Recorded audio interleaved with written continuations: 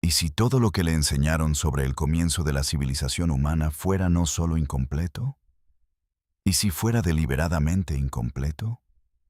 ¿Y si los primeros registros escritos de la historia, tallados en arcilla hace miles de años, describen seres poderosos y extraños? Estos seres eran despiadadamente calculadores. Los académicos que los tradujeron por primera vez en el 1800 se negaron a publicar lo que habían descubierto. No fue porque las traducciones fueran incorrectas. Sí, fue porque eran aterradoramente correctas. Antes de continuar, piense en esto. Tal vez encontró este video porque algo dentro de usted siempre sintió que la historia oficial de la humanidad tenía lagunas. Quizás ha observado las pirámides, los templos antiguos o el inexplicable conocimiento astronómico. Estas personas supuestamente no tenían telescopios. Si pensó que esto no cuadra, entonces está en el lugar correcto. Las personas que piensan como usted son la razón de este canal. Oprima el botón de suscribirse. La información que estamos a punto de explorar juntos no lo dejará indiferente. Comparta esto con alguien que esté preparado. Ahora, comencemos. En algún lugar de la tierra del Irak moderno se encuentra el origen de lo que llamamos civilización. Es una región que los antiguos griegos llamaron Mesopotamia. Esto simplemente significa la tierra entre dos ríos. La escritura, la ley, la agricultura, la astronomía y las matemáticas emergieron de aquí. Verían, también la arquitectura y la religión organizada surgieron de este lugar.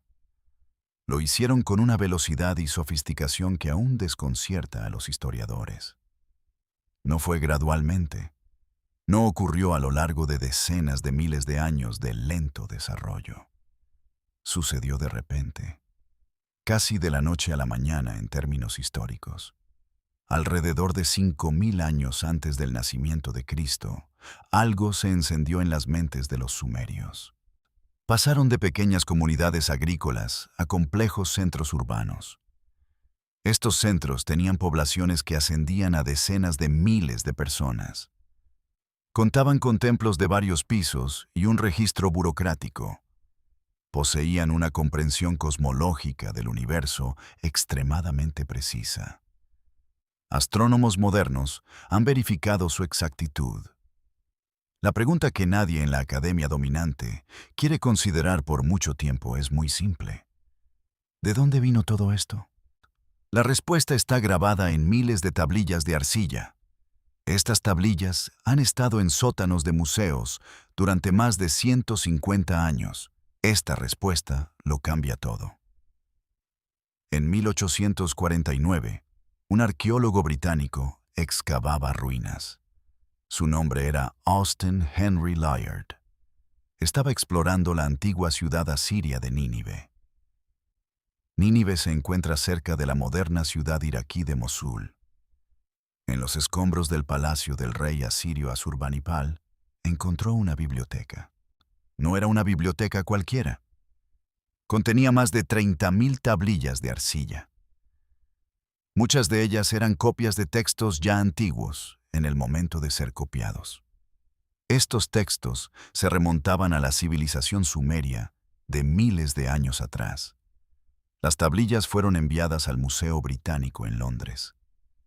Permanecieron allí sin ser estudiadas durante años.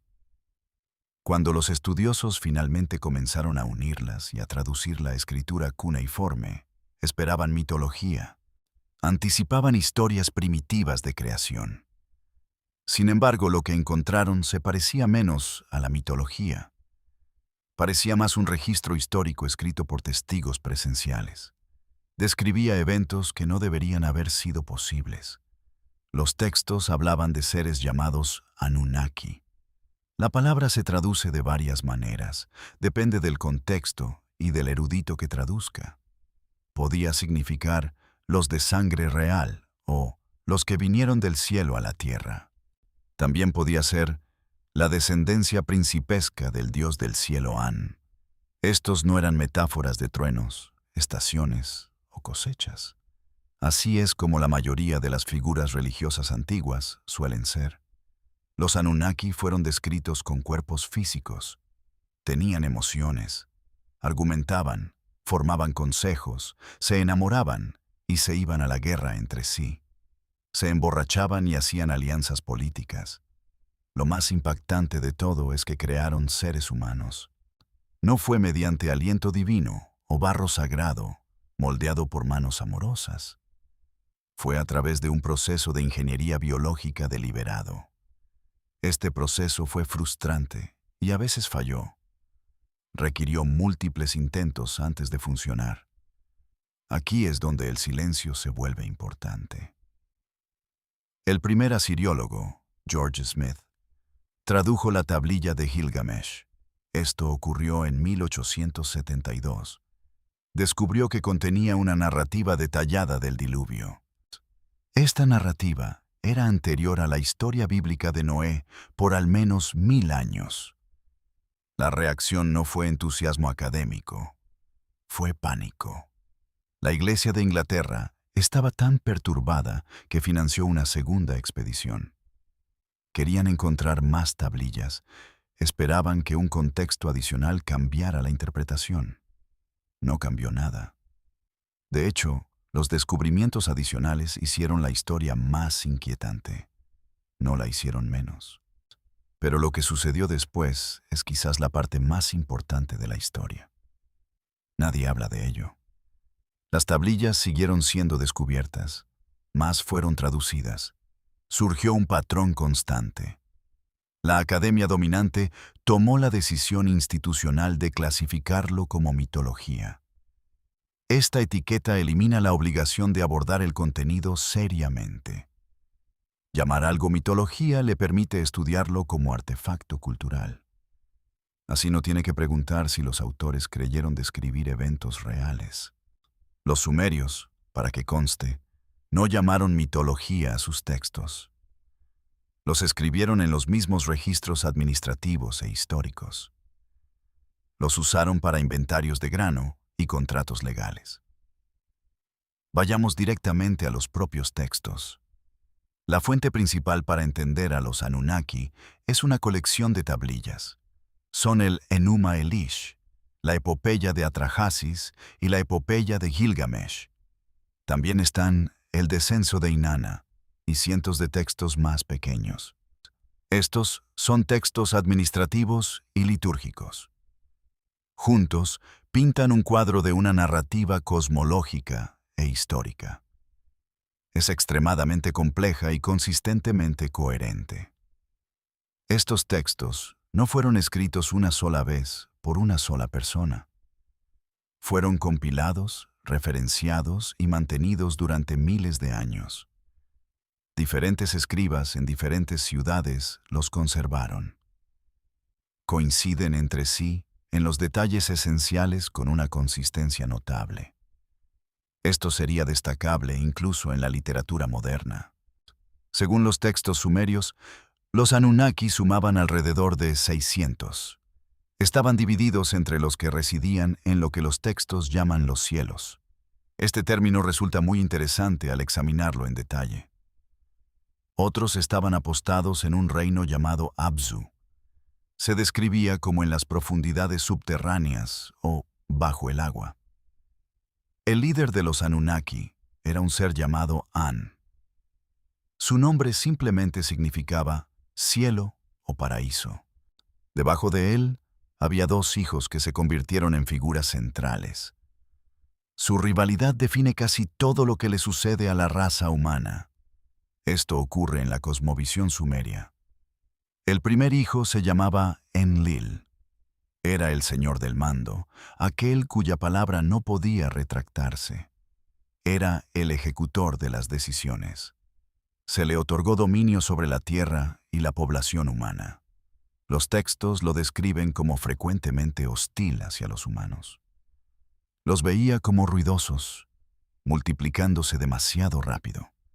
En general, los consideraba más problemáticos de lo que valían. Fue Enlil, según la epopeya de Atrahasis, quien decidió enviar el gran diluvio. Quería aniquilar a la humanidad. No fue porque los humanos hubieran pecado en sentido moral o religioso. Fue porque eran demasiados y demasiado ruidosos. Los textos dicen, y este detalle es extraordinario, que el ruido de la humanidad había crecido tanto que Enlil no podía dormir. El segundo hijo fue Enki. Él era el señor de la tierra y de las aguas profundas.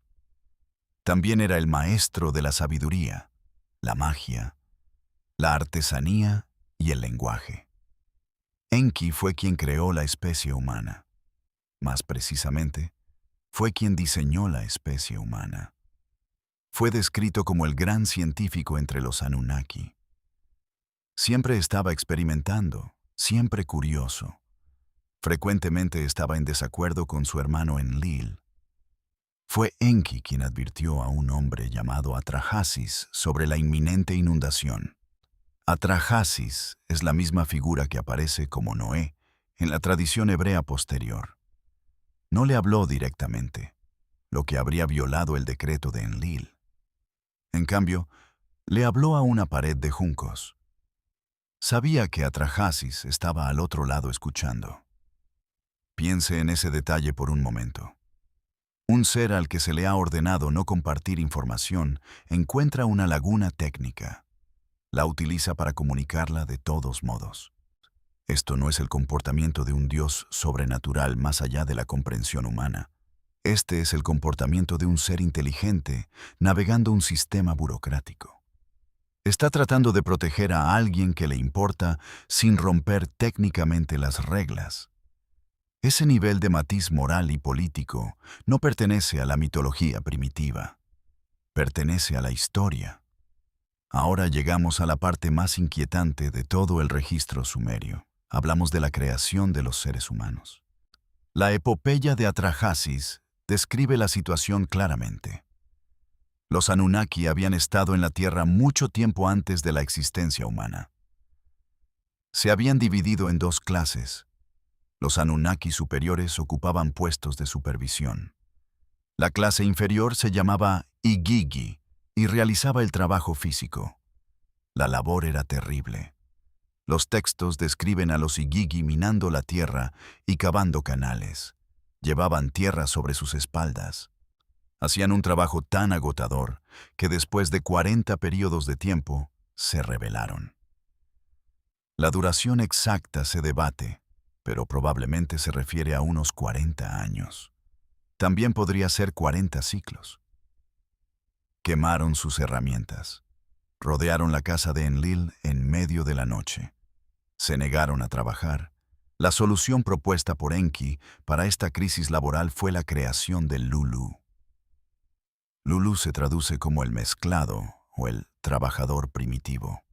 Este ser sería creado para relevar a los Igigi del trabajo. El proceso que Enki describió está detallado en los textos. Implicaba tomar un ser ya existente. Se describe como un ser de arcilla o un hombre salvaje, probablemente un homínido temprano.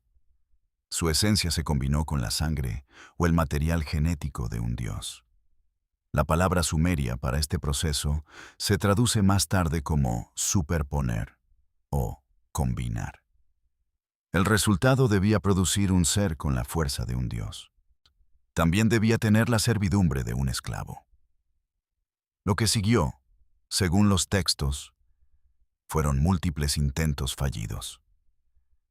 Los seres que Enki y su media hermana Ninhursag crearon estaban deformes. Algunos no podían ver, otros no podían caminar y algunos no podían hablar. Las tablillas describen a Enki y Ninhursag embriagándose y riendo de los fracasos. Luego lo intentaban de nuevo. Finalmente, tuvieron éxito. El resultado fue un ser capaz de entender el lenguaje y seguir instrucciones. Podía realizar trabajo físico y reproducirse. Sin embargo, inicialmente no era capaz de reproducirse por sí solo.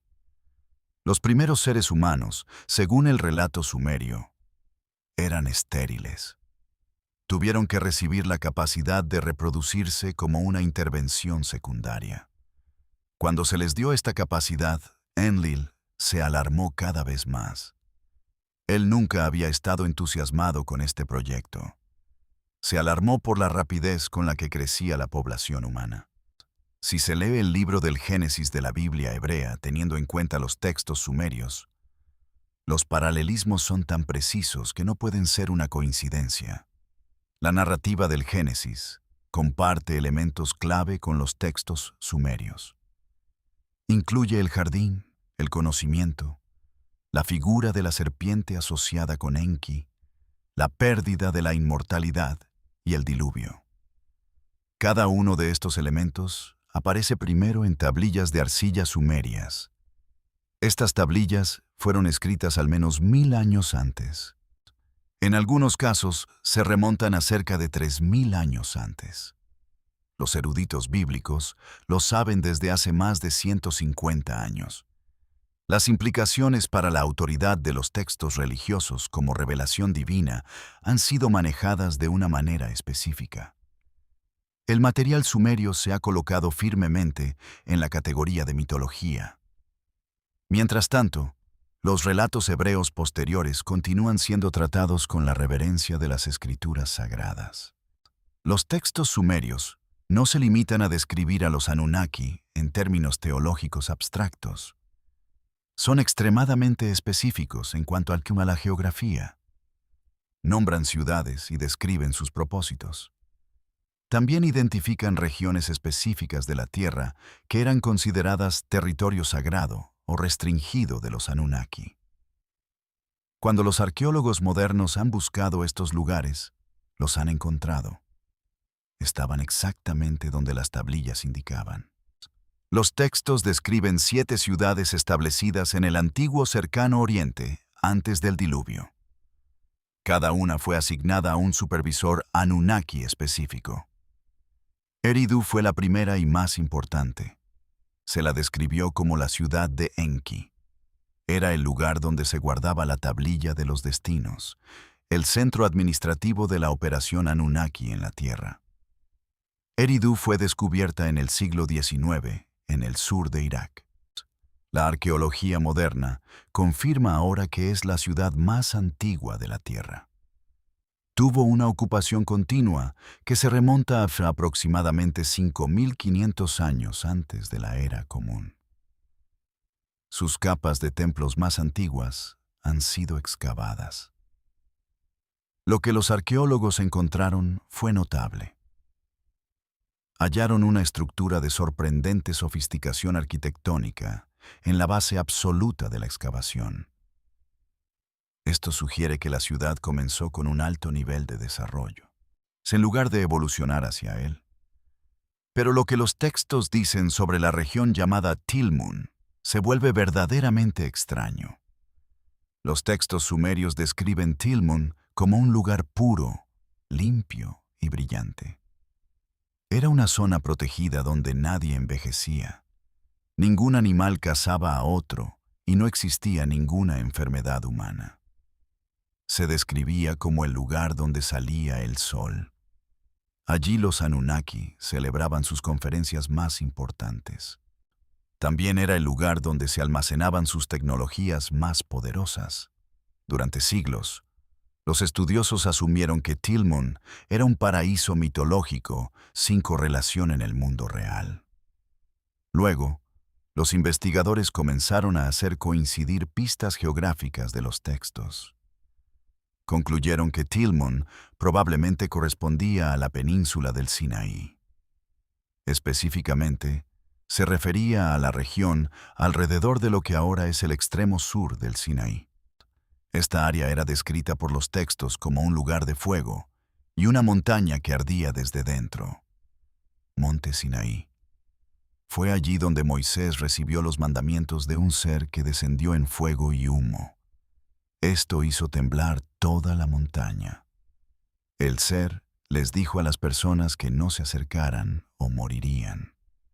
Los textos sobre este evento en el libro del Éxodo describen algo que se asemeja mucho más a un aterrizaje tecnológico. Se habla de ruido, fuego y tierra temblorosa. O también se mencionan estrictos protocolos de aproximación y un ser que se comunica a través de intermediarios. Esto se distancia de un encuentro teológico sobrenatural. Esta observación no es nueva. Ha sido hecha por académicos e investigadores de docenas de campos durante décadas. Lo notable es lo completamente que sigue siendo desestimada. Necesitamos hablar sobre las armas, porque aquí es donde los textos sumerios pasan de ser meramente inquietantes a genuinamente aterradores.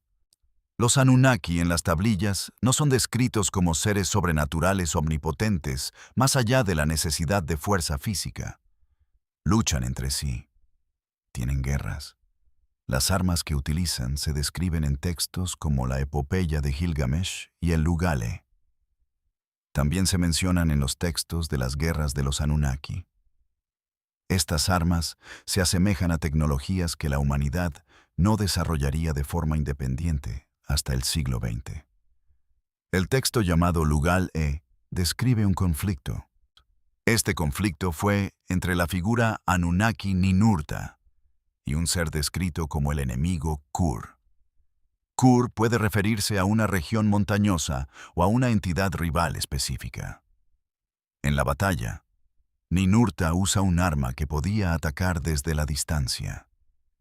Llenaba el aire de fuego y causaba que el enemigo quedara ciego y desorientado antes de morir. El vehículo de Ninurta en esta batalla se describe como un pájaro divino. Podía moverse más rápido de lo que el ojo podía seguir. Atacaba desde arriba y transportaba armas capaces de destruir un ejército entero. Los textos llaman a este vehículo el pájaro del trueno o el águila divina. Se describe con suficiente detalle estructural y funcional. Varios investigadores han señalado que las similitudes con un avión de combate moderno no son metafóricas, sino técnicas. Los textos describen la guerra final entre la facción de Enki y la facción de Enlil. Los textos sumerios detallan que esta guerra terminó con el uso de las llamadas armas del terror. También las denominan armas de fuego que borraron incluso las sombras. Hay un pasaje que fue notado por primera vez por el lingüista Zecharia Sitchin. Desde entonces ha sido examinado por otros en diversos contextos. El pasaje describe un arma que creó un destello brillante. Fue seguido por una ola de calor que derritió la piedra. Esto convirtió la tierra en cristal y dejó el terreno inhabitable por generaciones. Las consecuencias se describen en términos de silencio. Hubo una ausencia total de animales, de vida vegetal y de cualquier ser vivo. Los textos registran que ciudades enteras, que habían sido prósperos centros de civilización, fueron encontradas por habitantes posteriores. Las hallaron como pueblos fantasmas de piedra derretida y extrañas enfermedades. En 1992, el arqueólogo Amos Noor y la geógrafa Dawn Burgess publicaron una investigación. Identificaron un período alrededor de 1200 años antes de la Era Común. Durante este tiempo, numerosas ciudades antiguas del Cercano Oriente y el Mediterráneo Oriental fueron simultáneamente destruidas y abandonadas. Troya, Micenas, Hattusa, Ugarit, Megiddo, todas se oscurecieron en un período de aproximadamente 50 años. Esto ocurrió tan rápidamente que en algunas ciudades se encontraron cuerpos aún en sus sillas. Las comidas seguían en las mesas. La causa ha sido debatida desde entonces. Algunos dicen que fue una misteriosa invasión de los pueblos del mar. Algunos señalan el cambio climático. Otros apuntan a rebeliones internas. Ninguna explicación única ha satisfecho la evidencia. Sin embargo, los textos sumerios, escritos mucho antes de estos eventos, describen exactamente este tipo de catástrofe. La presentan como la consecuencia predecible del despliegue de las armas más poderosas de los Anunnaki. Los textos incluso describen la geografía de las zonas de destrucción en términos que coinciden con los datos arqueológicos del colapso de la Edad del Bronce tardía. El tema más inquietante que atraviesa todos los textos sumerios no son las guerras, ni la ingeniería genética, ni el diluvio. Es la cuestión del conocimiento. Específicamente, el conocimiento que se dio a la humanidad y luego se le quitó. Y la pregunta de por qué. Los textos describen un período, a veces llamado antes del diluvio. Durante este tiempo, los seres humanos fueron instruidos en las artes de la civilización. La mayoría de los relatos atribuyen esta enseñanza a Enki. Estas artes incluían la escritura, las matemáticas, la astronomía, la medicina, la música y la construcción de ciudades. Este don del conocimiento se describe en los textos como la transferencia de algo llamado el me. Esta palabra se traduce aproximadamente como las fórmulas divinas o las tablillas del destino. Representa las reglas y tecnologías fundamentales que hacen funcionar la civilización. Pero el conocimiento no estaba destinado a ser permanente. Existe un concepto en los textos sumerios de un gran olvido. Es un punto después del cual el alcance completo de lo que se había enseñado a los humanos dejó de ser accesible. Algunos textos atribuyen esto al diluvio, que destruyó las bibliotecas y a los guardianes de la memoria. Otros sugieren una intervención más deliberada. El texto llamado Debate entre la oveja y el grano aparece en tablillas de alrededor de 2100 años antes de la era común. Contiene un pasaje que ha desconcertado a los estudiosos. Parece describir un mundo antes de que los humanos tuvieran conocimiento de la agricultura. Esto no se presenta como un pasado primitivo. Más bien, se describe como una condición creada intencionalmente y luego eliminada. Como si el estado de conocimiento fuera la excepción y el estado de no saber fuera el predeterminado que alguien intentaba constantemente restaurar. Los propios sumerios parecían muy conscientes de esta dinámica. Sus textos expresan una profunda ansiedad por la impermanencia del conocimiento. Esta ansiedad los llevó a desarrollar el sistema de archivo más sofisticado que el mundo antiguo había visto. Lo copiaron todo. Crearon múltiples copias y las almacenaron en diferentes lugares. Construyeron sus tablillas de arcilla cocida específicamente porque sabían que la arcilla perduraría más que el papiro y la piedra. Era como si entendieran, en algún nivel, que el conocimiento que estaban preservando estaba en peligro, no por desastres naturales, sino por algo más deliberado. El dios Enki, en particular, es descrito en texto tras texto como el guardián del conocimiento humano. Lo protege contra las fuerzas que intentarían limitarlo. Cuando Enlil envió el diluvio, Enki preservó el conocimiento instruyendo a Atrahasis para que registrara todo y se lo llevara consigo. Cuando los otros Anunnaki querían quedarse el Me para sí mismos, Enki encontró formas de distribuir fragmentos a las ciudades humanas. Existe un texto notable llamado Inanna y Enki. En él, la diosa Inanna viaja a Eridu, la ciudad sagrada de Enki. Ella lo engaña para que le dé el Me, todas las tablillas de la civilización. Lo consigue emborrachándolo y cargándolas en su barco mientras él duerme. Cuando Enki se despierta y se da cuenta de lo sucedido, envía a sus agentes tras ella, pero no puede detenerla. Ella distribuye el Me a su ciudad de Uruk. Lo fascinante de esta historia es lo que revela sobre la estructura de la sociedad Anunnaki. El conocimiento no era libre, era un recurso controlado. Se almacenaba, inventariaba, custodiaba y distribuía selectivamente. Los humanos en la historia siempre intentan obtener más conocimiento. Inanna, aunque técnicamente divina, es la figura más alineada con lo humano en esta narrativa. Mientras tanto, Los poderes más conservadores siempre buscan restringir el acceso a ese conocimiento. Esto no es un tema mitológico sobre el misterio divino. Es un tema político sobre el control de la información. Y está escrito con la especificidad y la franqueza de alguien que lo vivió. Los académicos convencionales suelen sentirse cómodos con la idea de que los pueblos antiguos antropomorfizaban a sus dioses. Les daban formas humanas y personalidades a las fuerzas de la naturaleza. Sin embargo, se sienten considerablemente menos cómodos con una pregunta. ¿Por qué, específicamente en los textos sumerios, la antropomorfización incluye detalles físicos y técnicos tan específicos? En muchos casos, estos detalles son innecesarios. No es necesario conocer la altura, el tono de piel, el color de ojos o la comida preferida de un dios inventado. Tampoco hacen falta sus dolencias médicas o sus opiniones políticas personales para explicar el trueno.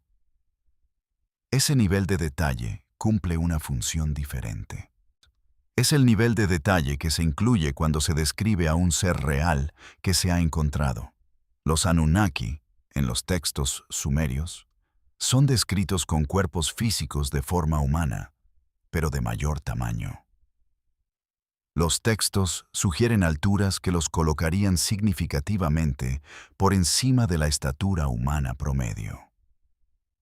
Algunas de las figuras más poderosas eran tan altas que el contacto visual directo era difícil. Comían alimentos, bebían cerveza, experimentaban fatiga física y necesitaban dormir. No eran inmortales en el sentido absoluto. Sin embargo, vivían mucho más tiempo que los humanos. Los textos atribuyen este hecho a sustancias específicas que consumían. Una de ellas era el pan de la vida, y otra era el agua de la vida. Enki, en particular, controlaba el acceso a estas sustancias. Poseían una compleja biología reproductiva. Los Anunnaki, según los textos, tenían hijos entre ellos. Además, en varios casos registrados explícitamente, los tuvieron con mujeres humanas. Los descendientes de estas uniones poseían cualidades excepcionales, tenían vidas más largas, mayor tamaño físico y habilidades que superaban a los humanos ordinarios. Este es el origen del concepto sumerio de semidios. El término no proviene de la mitología griega, como la mayoría de la gente supone, sino de los registros sumerios que describen literalmente la descendencia de lo que ellos llamaban dioses. Los textos parecen describir a una especie biológicamente distinta, pero compatible con los humanos. Existe un pasaje en la lista de reyes sumerios. Este documento cataloga a los gobernantes de las primeras ciudades sumerias. Describe a los reyes anteriores al diluvio como si hubieran reinado por períodos imposiblemente largos.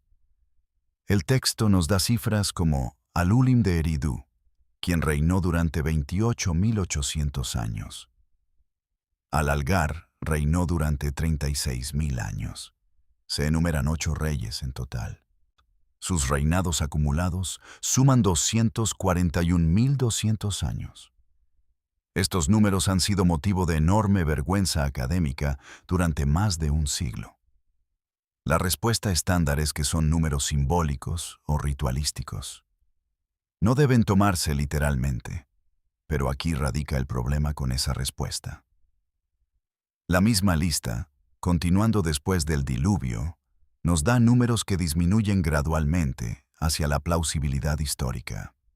A los primeros reyes posteriores al diluvio, todavía se les atribuyen largos reinados, miles de años. Pero a medida que la lista avanza en el tiempo, los números siguen disminuyendo. Esto ocurre hasta que alcanzan los reinados históricamente verificados de reyes sumerios reales. La arqueología independiente confirma su existencia. La lista no trata los reinados prediluvianos de manera diferente en su formato o lenguaje. Los presenta con el mismo tono administrativo, objetivo, que a los reyes históricos al final. si los números al final deben tomarse como datos históricos reales. Sabemos que lo son porque la arqueología los confirma. Entonces, ¿sobre qué base decidimos que los números al principio son puramente simbólicos? Quizás ningún aspecto del conocimiento sumerio es más difícil de explicar que su astronomía. Esto se aplica dentro del marco de una civilización que se desarrolla independientemente desde cero. Los sumerios sabían que la Tierra era una esfera. Sabían que orbitaba el Sol. Tenían un sistema zodiacal que dividía el cielo en 12 secciones. Este sistema todavía es utilizado por la astronomía moderna. Conocían los períodos aproximados de los planetas visibles a simple vista. Comprendían el fenómeno de la precesión. Este es el lento bamboleo del eje de la Tierra. Esto hace que el punto del equinoccio de primavera se mueva a través de todo el zodiaco. Esto ocurre durante un periodo de aproximadamente 25.920 años. Comprender esto requiere una observación astronómica continua y sofisticada. Esto sería durante siglos, como mínimo. También necesita un marco matemático capaz de detectar y cuantificar cambios angulares extremadamente lentos. Los sumerios poseían todo esto. Lo tenían desde el inicio de su historia registrada. No se desarrolló con el tiempo, sino que estuvo presente desde el principio. Las tablillas de Venus de Amisaduqa son de los registros astronómicos sistemáticos más antiguos. Estas muestran una comprensión del movimiento planetario y la predicción de ciclos. Tal conocimiento no sería igualado en el mundo occidental hasta el 17º siglo de la Era Común. El conocimiento no creció. Estaba allí, aparentemente completo, desde el momento en que comenzó la escritura. El modelo cosmológico sumerio también incluía un planeta que no existe en nuestro modelo actual del sistema solar. Los textos describen un planeta al que llamaron Nibiru. Este estaba asociado con los Anunnaki y tenía un periodo orbital muy largo. Las estimaciones, basadas en los números del texto, varían desde 3.600 años hasta mucho más.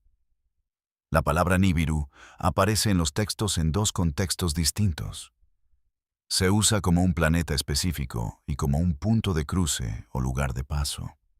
Esto sugiere un cuerpo cuya órbita cruzó el sistema solar interior en algún momento de su ciclo. El astrónomo Robert Sutton Harrington, del Observatorio Naval de los Estados Unidos, dedicó un tiempo considerable.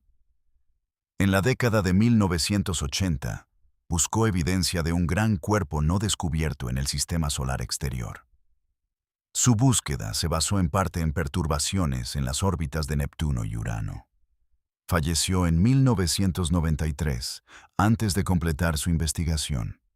La cuestión de si tal cuerpo existe permanece oficialmente abierta. ¿Qué hacían los sumerios con conocimientos astronómicos de esta precisión y profundidad?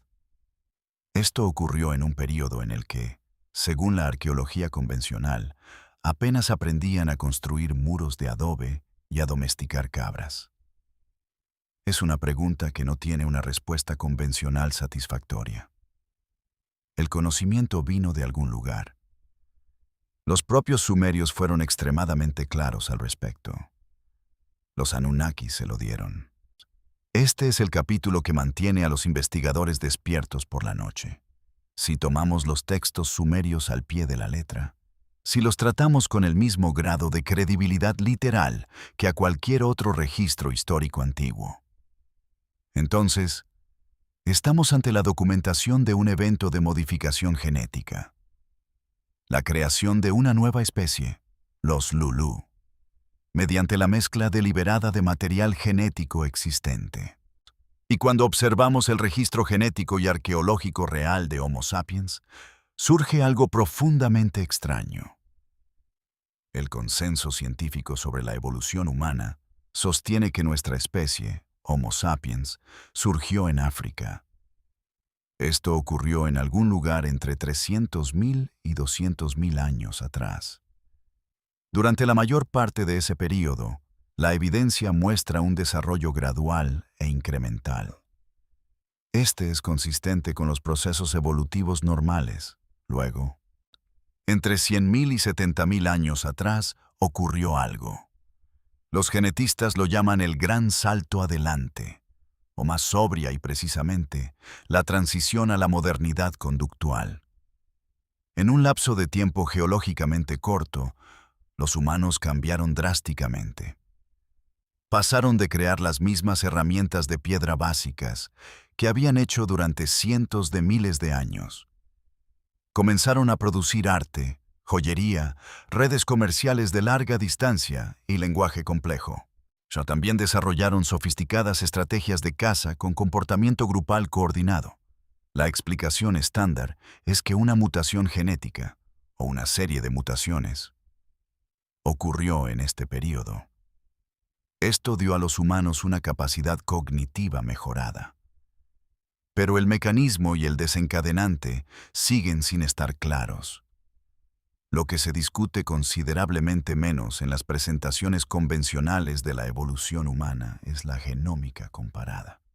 Esta es el estudio de cómo el ADN humano se compara con el de nuestros parientes más cercanos. Estos son los chimpancés y otros grandes simios. La comparación revela algo que los genetistas han descrito como esencialmente imposible. Esto es así bajo los modelos evolutivos normales. Existe un cromosoma en el genoma humano, el cromosoma número 2. Este parece ser el resultado de la fusión de dos cromosomas ancestrales separados. Este evento de fusión no se observa en ningún otro primate. Parece haber ocurrido una vez en un grupo específico de ancestros humanos, en un momento específico. El resultado es un genoma estructuralmente distinto de todos los demás genomas de grandes simios. Esto no puede explicarse simplemente por la acumulación de mutaciones aleatorias. Los textos sumerios describen la creación de los Lulú. Esta implicó la combinación de arcilla con la sangre de un dios. Varios investigadores interpretan consistentemente la arcilla como el sustrato genético, es decir, el material biológico básico del homínido existente. El texto específico de la epopeya de Atrahasis dice que la sangre de Enki se mezcló con arcilla. Esto fue para formar el nuevo ser. El ser resultante llevaba la esencia de ambos. No era completamente divino, ni completamente la criatura original. Era algo nuevo, algo mezclado.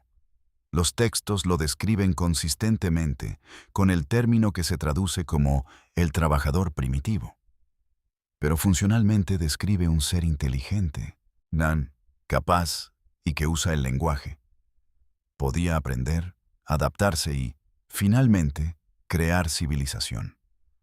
Puedes optar por leerlo como mitología. Mucha gente lo hace.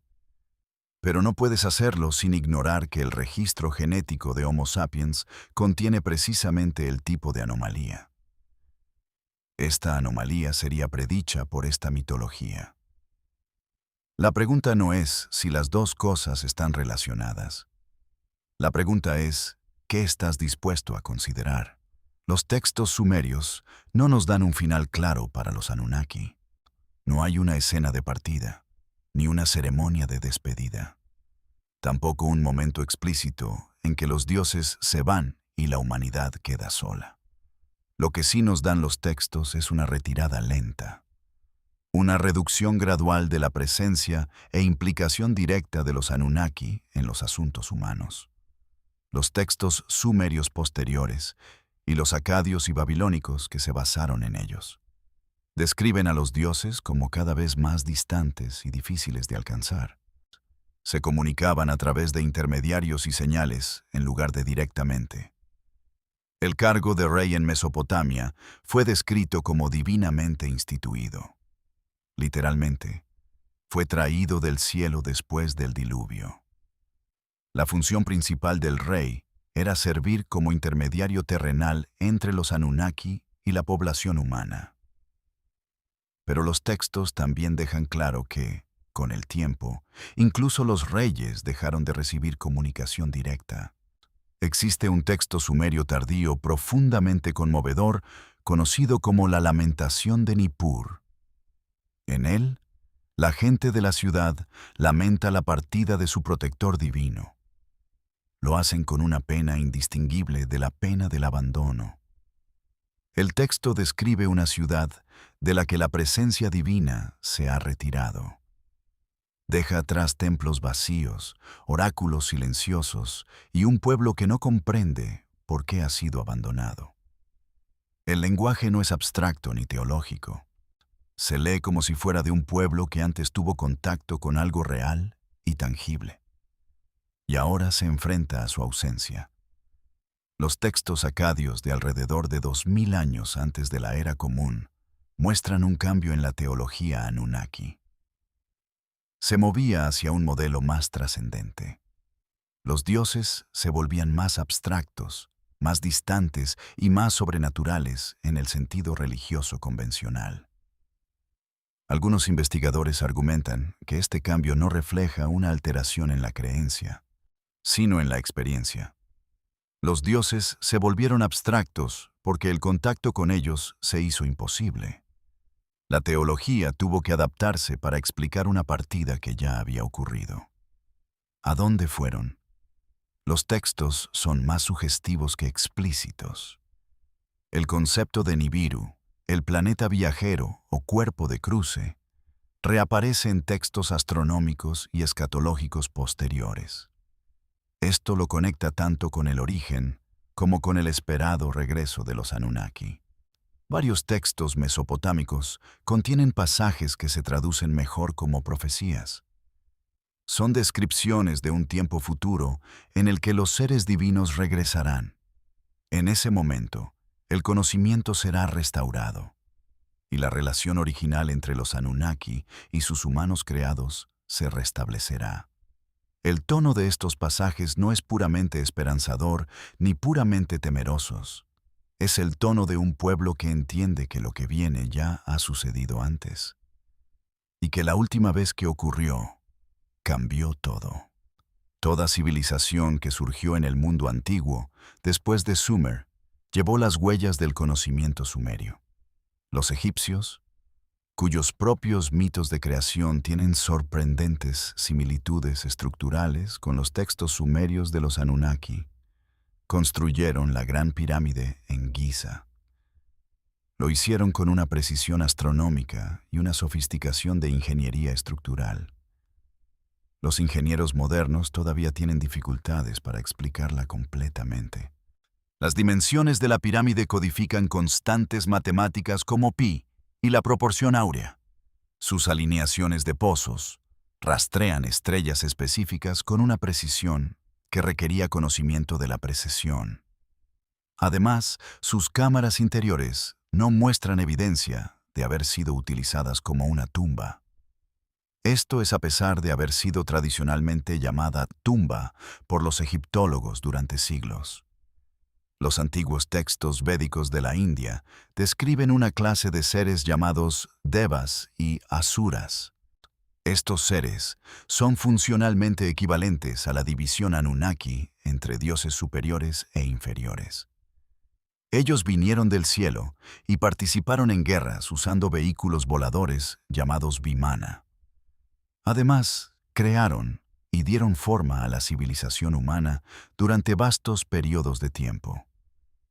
El Mahabharata y el Ramayana contienen descripciones de armas extraordinariamente similares a las armas del Lugal-e sumerio. El Brahmastra, un arma descrita en el Mahabharata, se dice que crea un pilar de fuego. Este pilar es visible desde millas de distancia. Le sigue un calor que derrite todo. Luego, una enfermedad persistente afecta a quienes sobreviven. El texto tiene varios miles de años de antigüedad. El pueblo Dogon de Mali, en África Occidental, poseía conocimientos astronómicos. Este conocimiento no fue descubierto por la ciencia occidental hasta el siglo XX. Específicamente, tenían información detallada sobre Sirius B. Sirius B es la estrella compañera enana blanca de Sirius. Es invisible a simple vista y no fue confirmada por telescopio hasta 1970. Los Dogon afirmaron que su conocimiento astronómico les había sido entregado por seres del cielo. Estos seres llegaron en un arca giratoria. Su tradición oral, que se remonta a más de 1000 años, describe las propiedades físicas de Sirius B. Lo hace con una precisión que coincide con la astrofísica moderna. Ninguna de estas cosas está conectada por coincidencia. Están conectadas por la misma fuente. Se trata de una transferencia de conocimiento de seres que lo poseían. Este conocimiento fue entregado a poblaciones humanas que lo recibieron. Esto ocurrió en diferentes lugares y en distintos momentos. Dejaron atrás fragmentos y ecos. Las civilizaciones receptoras los codificaron en sus mitos, arquitectura, calendarios y sistemas religiosos. Los fragmentos están en todas partes. Han sido visibles durante siglos. Lo que ha faltado no es la evidencia, sino la voluntad de seguir la evidencia hasta su conclusión lógica. Así que aquí estamos, al final de lo que las tablillas sumerias tienen que contarnos. O más bien, al final de lo que hasta ahora se les ha permitido contarnos en cualquier foro principal. Porque la imagen completa que surge del registro cuneiforme no es cómoda. Esto es cuando se toma en serio. También cuando se trata con el mismo respeto probatorio que damos a cualquier otro documento histórico antiguo. No es la imagen de gente primitiva inventando historias sobre truenos y lluvias. Es la imagen de una especie inteligente, organizada y tecnológicamente sofisticada. Esta especie llegó a este planeta. Aquí encontraron homínidos que ya vivían. Por razones de eficiencia económica, decidieron crear una fuerza laboral modificada. Lo lograron después de múltiples intentos. Luego vivieron junto a su creación durante un periodo de tiempo muy largo. Fueron recordados como dioses. Esto no fue porque fueran sobrenaturales, fue porque la brecha entre su tecnología y la experiencia humana del mundo era indistinguible de la magia. La incomodidad que esto genera no es incidental, es el punto preciso. Porque si los Anunnaki no fueran dioses, la comprensión religiosa humana necesitaría una reevaluación fundamental. Ellos eran seres que operaban con tecnología suficientemente avanzada para parecer divinos. No eran fundamentalmente sobrenaturales. No es que Dios no exista. Esa es una pregunta completamente distinta. Pero los seres descritos como dioses en los registros escritos más antiguos de la civilización pudieron haber sido algo diferente, algo real, algo que vino aquí con un propósito, algo que se fue, y algo cuyo regreso, según los textos que iniciaron todo esto, puede no haber sido permanente. Las tablillas todavía están siendo traducidas. Aún se descubren nuevas. Solo el Museo Británico alberga miles de fragmentos cuneiformes que aún no han sido completamente estudiados. La cuestión de lo que contienen esos fragmentos aún no ha sido respondida por la historia antigua. Podrían confirmar los patrones ya vistos o revelar algo aún más inquietante. La arcilla no ha revelado todo lo que sabe. Y en algún lugar, en lo que solía ser la tierra entre dos ríos, hay más tablillas. Están en el suelo que ha sido removido, bombardeado, disputado y combatido a lo largo de toda la historia moderna. Siempre hay más tablillas. Los sumerios se aseguraron de ello. Se aseguraron de que su historia sobreviviera. La pregunta que mantiene viva esta historia es si lo hicieron porque sabían lo que vendría, o si lo hicieron porque entendían lo que había sido, o quizás porque alguien se lo ordenó. Esta pregunta perdura generación tras generación. Lo hace a través de cada civilización que ha existido. Desde que el primer escriba presionó la primera cuña cuneiforme. Esto fue en el primer trozo de arcilla húmeda de la ciudad más antigua del mundo. Así comenzó a registrar lo que había visto. Todavía lo estamos leyendo, y lo que dice no ha dejado de ser aterrador.